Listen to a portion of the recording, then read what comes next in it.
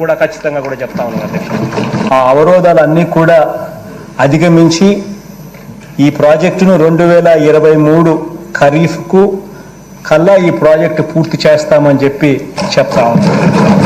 So ఇవన్నీ కూడా అధిగమించి ఇప్పుడు దేవుని దయవల్ల కొంచెం గాడిలో పడింది. 2025 ఖరీఫ్ కల్లా ఖచ్చితంగా గోదావరి పోలవరం ప్రాజెక్టు పూర్తి చేసి నీళ్లు కూడా పెట్టే పరిస్థితి వస్తుంది. జూలై ఆగస్టులో ఆ వరద 2025 జూలై ఆగస్టులో 41.15 మీటర్లలో నీళ్లు పెట్టే పరిస్థితి కూడా ఇది ఈ పోలవరం ప్రాజెక్ట్ అనేది వెరీ వెరీ కాంప్లికేటెడ్. అంత తేలిగ్గా అర్థం కాదు. ఏంటి అంత అర్థం కాదని గట్టిగా చెబుతున్నానంటే నాకు అర్థం కాలేదు కాబట్టి నేను అనేక సార్లు విజిట్ చేసి స్టడీ చేసి అనేక మంది అడ్వైజర్తో మాట్లాడిన తర్వాత నేను నిర్ణయం తీసుకున్నా ఇది ఇప్పుడు పూర్తయ్యేది కాదు అని చెప్పిన మొదటి వ్యక్తిని నేను.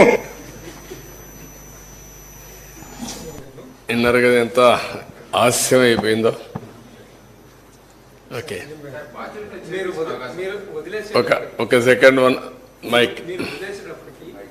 1771 కోట్లు మాత్రమే మిగిలాయి. వీళ్ళు రివర్స్ టెండర్లో పిలిచినప్పుడు 1548.13 కోట్లకి మేఘాకి ఇచ్చారు. సో వాళ్ళ పనులు అప్పుడు వీళ్ళు దాదాపు 600 కోట్లు మిగిల్చామని డప్పాలు కట్టారు.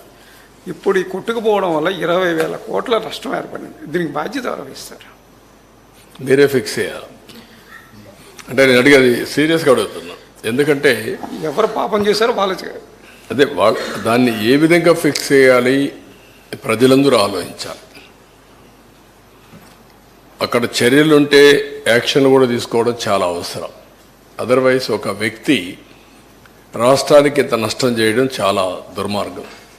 ఇది ట్యాక్స్ పేయర్స్ మనీ. ఎవరు ఖర్చు పెట్టినా మీరు నేను ట్యాక్స్ కడితే ఆ డబ్బులే ఖర్చు పెడతాం.